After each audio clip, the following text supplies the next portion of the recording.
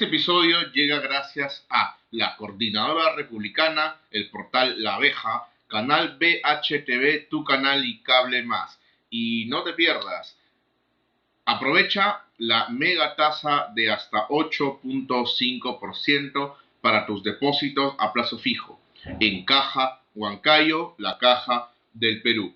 ¿Cómo están? Bienvenidos a otro episodio de Enfoque de Familia. Y a nuestro público y a nuestra audiencia, como saben, siempre analizamos temas particulares. Bienvenidos al laboratorio jurídico de Andrés. Y aquí, el día de hoy, tenemos una situación, un episodio jurídico que necesitamos socializarlo con la audiencia. Se trata sobre un derecho o una institución jurídica muy poco usada, bastante desconocida incluso por los mismos abogados, porque es un principio que nace o que emana de la justicia constitucional. Esto es la suplencia de la queja deficiente. ¿Qué cosa es la suplencia de la queja deficiente? Es un principio constitucional mediante el cual el juez suple la deficiencia de la petición, de la rogativa, de lo peticionado, de lo solicitado por el abogado, por la parte litigante. Es algo así, o mejor dicho, es como la parte más técnica del principio ius novit curia que conocemos proveniente del derecho romano. Ahora, ¿en qué se está aplicando ahora para efectos de los niños hoy que estamos celebrando el Día de Todos los Niños? Lo que tenemos en consideración o respecto de lo que atañe este principio para el derecho a asuntos familiares es lo recaído en una sentencia de casación de la primera sala civil, que estamos hablando de la Corte Superior de Justicia de la Libertad, en el expediente 2914-2017, ya es una sentencia de vista en el cual se ha aplicado un principio muy grande y que ha devenido en una disposición jurisdiccional bastante particular, que incluso le hemos tratado de analizar. Acá se ha hablado mucho al respecto, eh, pero no se ha venido aplicando en la realidad. ¿Qué cosa es lo que hemos venido solicitando en este programa desde hace mucho tiempo? ¿Qué cosa es que en los conflictos sobre familia, sobre materia de familia, existen diversas posiciones? Sin embargo, existe un juez de familia el cual nunca ha hecho la vez de que este fiscal, que está presente en todos los procesos, sea un fiscal sobre los intereses del niño. Ahora, ¿es un avance? Sí, es un avance. ¿Por qué? Porque están nombrando por primera vez un abogado defensor de los intereses del propio menor, ¿no? Entonces, este despliegue de un defensor para el niño normalmente no se hace. Sin embargo, la ley 30466, que es la ley que fija los parámetros para garantizar el interés superior del niño, lo indica de manera parcial o lo indica de manera referencial. De tal manera que en el momento de que el juez quiera aplicar esta norma, lo va a poder hacer desplegando a este profesional para la defensa de los intereses del menor. ¿Qué es lo que ha pasado y de dónde partimos? Es en el concepto de un abogado para el niño. Eso normalmente no se ve. La sala advierte una filiación, dentro de un proceso de impugnación de paternidad. La sala ha advertido una filiación socioafectiva con el padrastro o padre de crianza, como se le puede llamar, ¿no? Y respecto de esta persona se nombra del menor una especie de cuidador respecto de los intereses del menor, que viene a ser el abogado del niño, ¿no? Entonces, la suplencia de queja deficiente es una herramienta procesal convencional y obligatoria en realidad, ¿no? En los procesos donde se discuten los derechos de los niños, las niñas o los adolescentes, la cual exige a los jueces remediar las deficiencias de las pretensiones inicialmente planteadas, ¿no? Estamos hablando de un principio de ius novit curia ya pragmatizado, llevado a la práctica, ¿no? Con el fin de eh, remediar las deficiencias en las pretensiones inicialmente planteadas o integrar las existentes en aras de garantizar o maximizar los derechos fundamentales de dichos infantes, brindando así una verdadera tutela jurisdiccional efectiva y diferenciada y reforzada. ¿Lo dice en la sentencia? No. Entonces, ¿de qué se trata esta mecánica? Es así que en este caso la situación fue la siguiente. Un señor demanda el reconocimiento legal como padre de una niña. Ojo, un señor demanda el reconocimiento legal como padre de una niña y la consecuente impugnación paterna de quien era consignado en la partida de nacimiento como padre biológico. Es decir, no es una demanda de filiación por exclusión, sino de filiación por integración y remoción del que estaba, ¿no? Entonces, durante el proceso, el demandante promovió en todo momento la realización de la prueba de ADN. Es decir, pagó la prueba de ADN, ¿no? Informó sobre el laboratorio, llamó al laboratorio, tuvo que haber una audiencia, ¿no? Sin embargo, el informe pericial terminó estableciendo que él no era el padre biológico. A pesar de esto, el demandante no desistió de su pretensión de ser declarado padre del infante. Sin embargo, mediante sentencia 24 de mayo del 2021, el juez acuo decide declarar infundada su demanda. Claro, pues ¿cómo va a declarar fundada tu demanda si al final tú estás declarando, pidiendo la paternidad de una niña que no es tuya, que está afiliada con otro padre biológico? ¿No? Eso no se mueve. En segunda instancia, los magistrados de la primera sala civil optan por utilizar la suplencia de queja deficiente. Es decir, que este señor no utilizó los mecanismos o las herramientas legales que existían hasta el momento, solamente quería llevar su demanda o su apelación incluso respecto a la perspectiva que él tenía. ¿Cuál era la perspectiva? Que él decía que la había criado y por ende tenía derecho a tener ese reconocimiento, ¿no? Ahora, la prueba de ADN había resultado negativa, entonces no tenía el derecho ni material, ni legal, ni biológico por ningún lado, ¿no? Y acá hay un tema. Es así que, en segunda instancia, los magistrados de la primera sala civil optan por utilizar el principio de suplencia de queja deficiente, ¿no?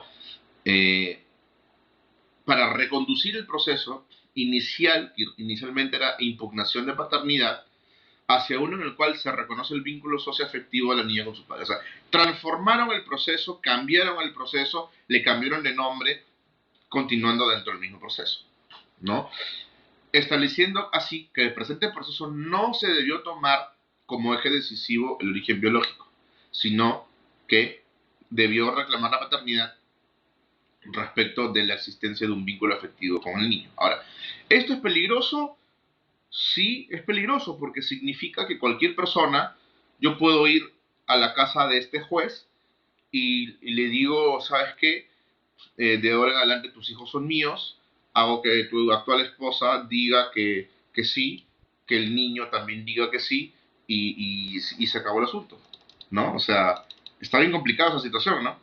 Entonces vamos a ver las razones de por qué la sala optó por esta decisión tan complicada, ¿no? ¿Cuáles fueron las razones para reconocer este vínculo socioafectivo? Dicen los magistrados de la primera sala civil que el presente proceso debió centrarse en resolver la contradicción que existe entre la confianza legítima que ha construido la niña con el demandante durante el transcurso del tiempo, seguramente obviamente viven juntos, para eso seguramente es pareja de la madre, ¿no? Y la condición de padre biológico que ostenta el demandado, ¿no? El demandado vendría a ser el padre que suscribió a la niña, sin embargo que no tiene un vínculo legítimo con ella, ¿no? Y que se encuentra consignada en la partida de nacimiento, pero nunca cumplió con responsabilidad parental, ¿no? Ausencia total en su vida. Algo que no está tomando en cuenta la sala, y es objetable, es sobre la conducta de la madre, porque normalmente uno tiende a objetar la conducta del padre de salir de la vida de los niños, sin embargo, no optan por pensar por qué lo hizo, O de repente, ¿por qué no puede? De repente no es porque no quiere, es porque no quiere o porque no le dejan. Amenazas, insultos, hasta golpes, que si te acercas te denuncio, que si me llamas te denuncio.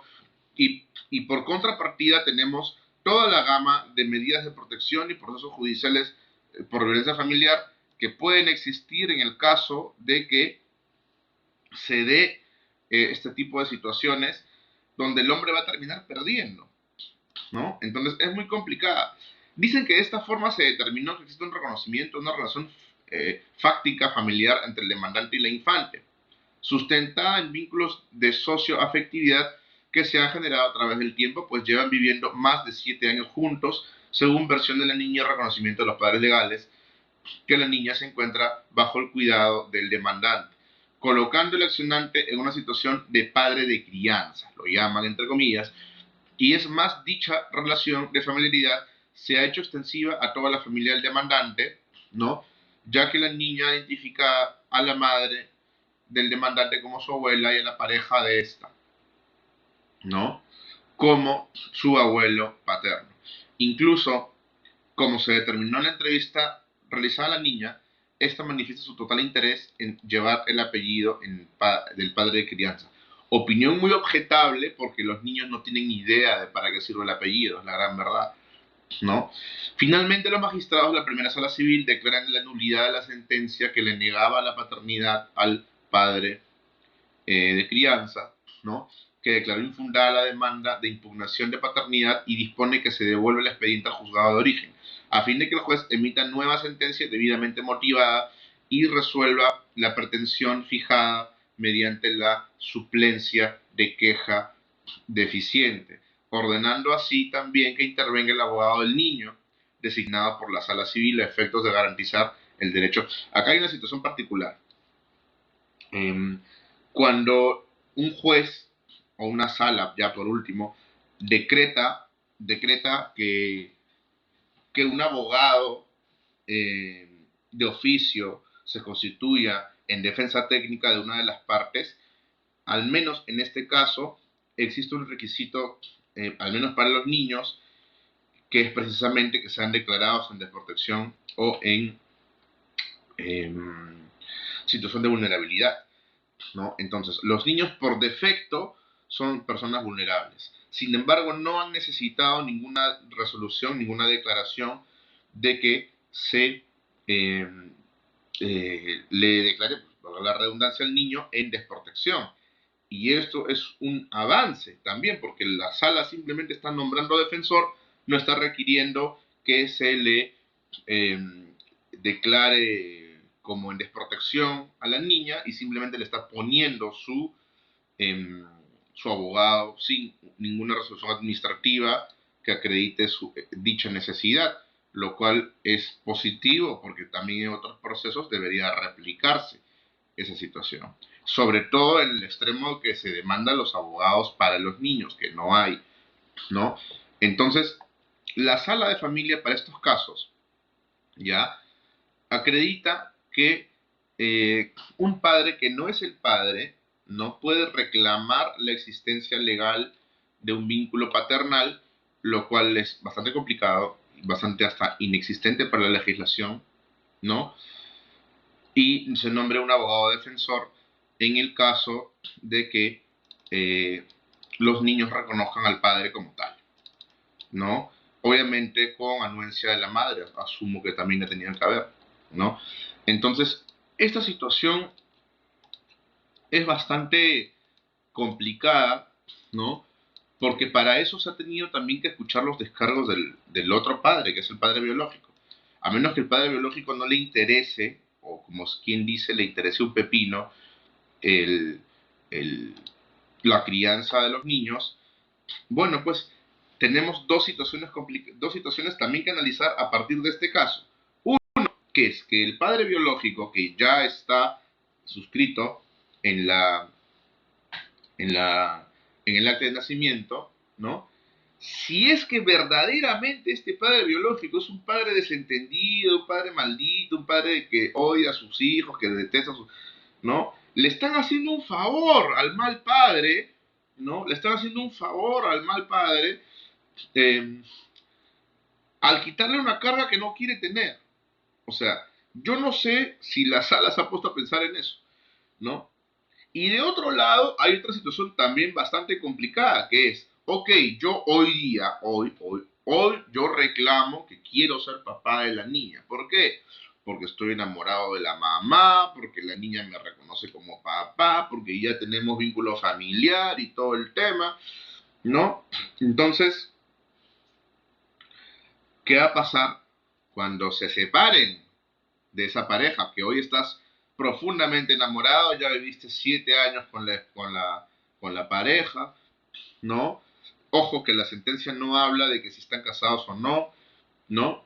Entonces, estos son los hechos, esto es lo que ya ha pasado, ¿no? Y mi pregunta es, ¿qué va a pasar con las situaciones emergentes? Pasado mañana se van a separar esa pareja que ahora están bien, están felices, hasta te fírmalo ahí. Te amo tanto que hasta te firmo tu hija, dice, ¿no? Entonces, y mi gran pregunta es, ¿qué pasa con el padre que se desentendió? ¿Por qué no lo demandan por alimentos? Me dejo entender. ¿Por qué no lo demandan por, o sea, si ya está afiliado, ¿por qué nunca lo han demandado? O sea, lo hacen, y por último, si es que ya hubiera estado demandado por alimentos, ¿qué? ¿Le vas a pedir alimentos sin que llegue su apellido? Me dejo entender, o sea, tengo el beneficio, pero no tengo el pasivo, porque tu apellido es un pasivo. O sea, ¿de qué estamos hablando? Dos situaciones totalmente complicadas que no sé si la sala en su sabiduría lo ha podido racionalizar. ¿Y qué va a pasar cuando este padre que hoy está tan enamorado que hasta le firma a la hija, ¿no?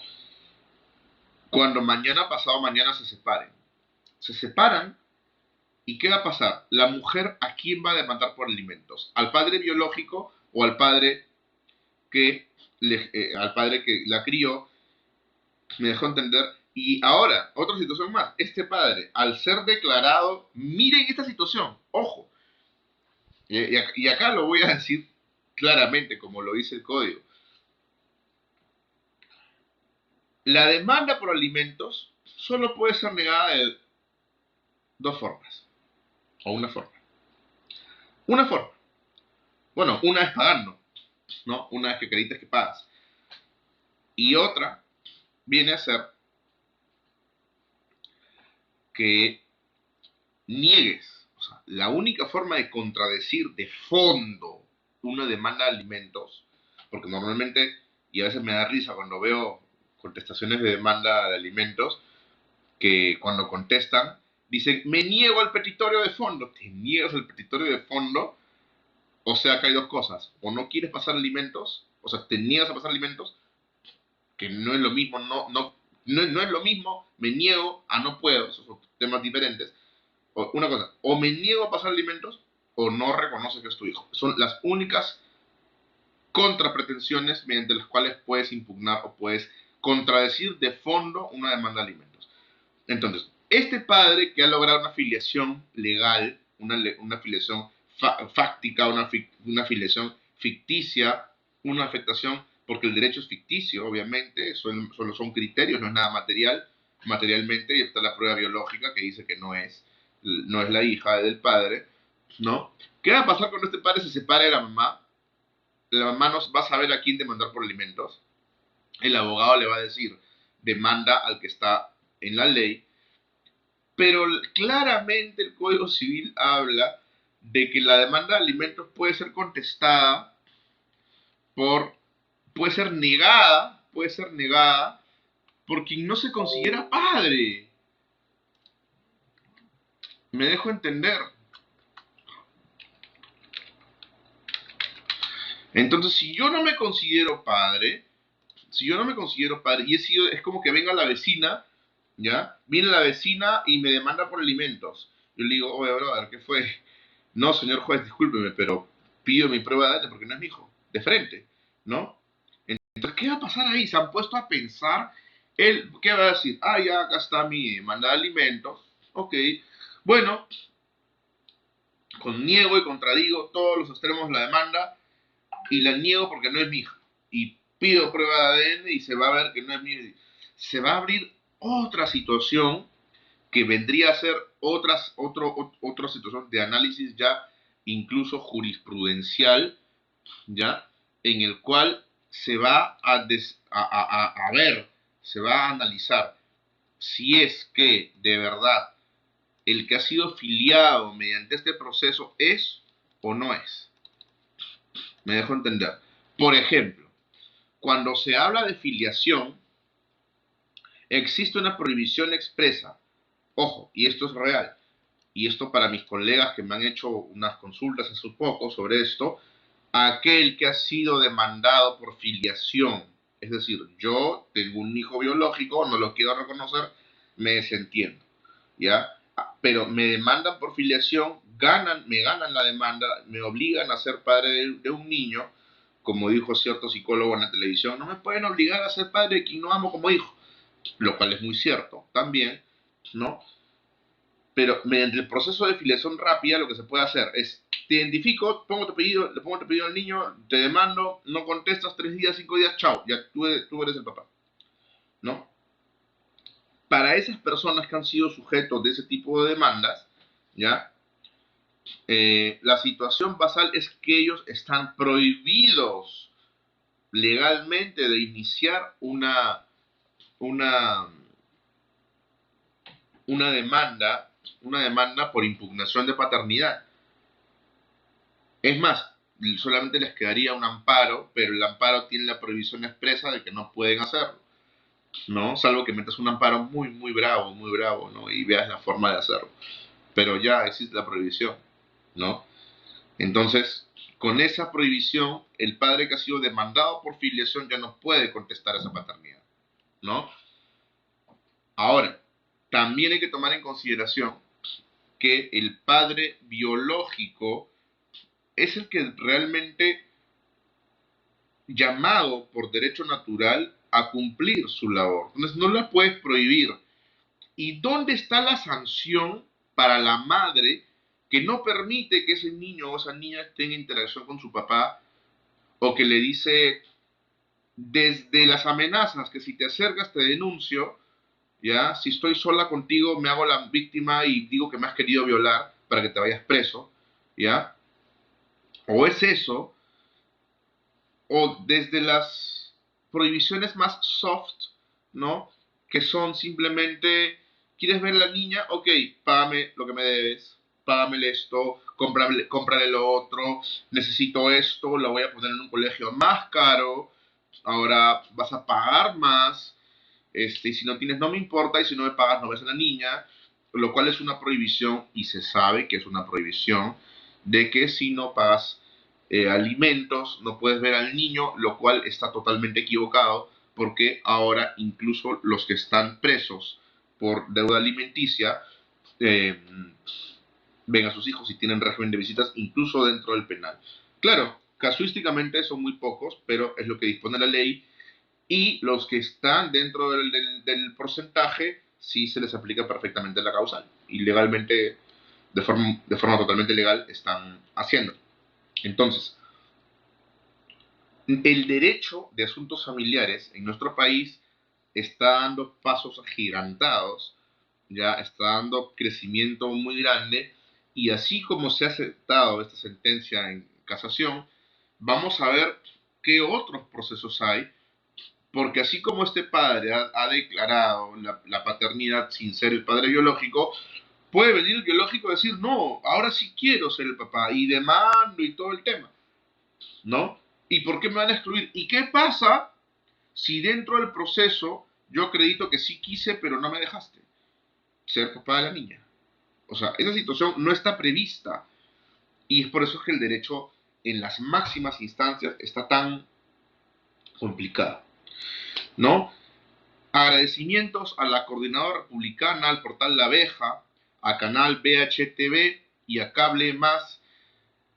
Y obviamente no te olvides de la megatasa de 8.5% de la Caja Huancayo, la Caja del Perú. Este ha sido el programa de hoy y hasta una próxima oportunidad. Muchas gracias.